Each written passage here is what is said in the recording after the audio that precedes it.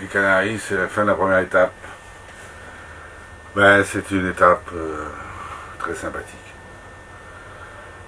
Beaucoup de souvenirs, la Méditerranée, un peu l'Atlantique, des équipiers variés et globalement très agréables, malgré des moments d'humeur avec la première équipe. Enfin, ça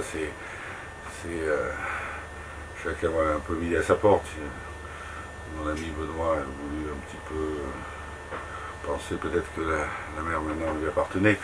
Enfin bon, très bons souvenirs et variés, des mers évidemment totalement différentes, puisque la Méditerranée, comme chacun sait, c'est une mer un peu difficile. Et aux surprises, quand nous avons atteint l'Atlantique, on a eu l'agréable, effectivement, surprise de se porter par des vents réguliers, sans à-coups, dans une mer qui bien que formée, bien souvent formée, qui vient de très loin, donc avec des houles très prononcées, mais relativement gentilles. On monte sur des sommets, on redescend des sommets, sans difficulté, tout en douceur. Bon. Il est vrai qu'on n'a pas subi de tempête. Bon, chacun sait que l'Atlantique de temps en temps a ses humeurs. Bon, mais enfin voilà, beaucoup de plaisir, beaucoup de bonheur. Maintenant, c'est la fin de cette première étape et bon, la difficulté est de trouver un embarquement. Bon. Alors pourquoi c'est une difficulté? D'abord parce qu'il y a beaucoup de candidats et peu d'élus. Et les candidats choisis sont, le paradoxe, sont bien souvent des jeunes qui n'ont pas les grandes compétences, mais qui emmènent des bras et qui emmènent surtout leur docilité en quelque sorte. Je pense que les choix sont ainsi, les qualifications ne sont pas forcément prises en compte parce que les gens qui sont déjà arrivés aux Canaries ont ce qu'il faut à bord, leurs habitudes à bord, donc ce qui peuvent avoir besoin, c'est effectivement des bras, enfin surtout des gens pour faire des quarts et pour faire de la veille. Bon.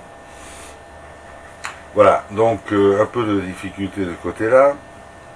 J'ai pris comme hypothèse une deuxième hypothèse, c'est à savoir rester donc aux Canaries, puisque les températures ici tournent autour de 26 degrés au quotidien, l'eau est autour de 20 degrés. Donc tout pour plaire et pour inciter les gens à venir passer l'hiver par ici et effectivement peut-être profiter des balades en bateau que je pourrais leur proposer. J'ai même eu des contacts pour faire du bateau hôtel, enfin bon, donc cette option-là le mérite en plus d'être rémunératrice, ce qui n'est pas le cas si je pars aux Antilles. Dans les deux cas, de toute façon, la vie est chère. La vie est chère aux Antilles, mais la vie est chère aussi aux Canaries. Elle est plus chère qu'en France. Donc, il faut gérer tout ça. Voilà. La visite, en plus des îles canariennes, c'est assez intéressant parce qu'on a tout le nord de l'île qui est désertique, volcanique, rugueux, mais qui a un charme. Moi, j'ai trouvé qu'il y avait un charme fou à cette partie de l'île. La partie sud, par contre, est effectivement beaucoup plus verdoyante. Alors, on a une espèce de contraste permanent quand on circule, quand on tourne autour de ces îles. Et je pense que pour le touriste moyen, c'est pas mal, quoi. Il y a à voir. Il y a à voir.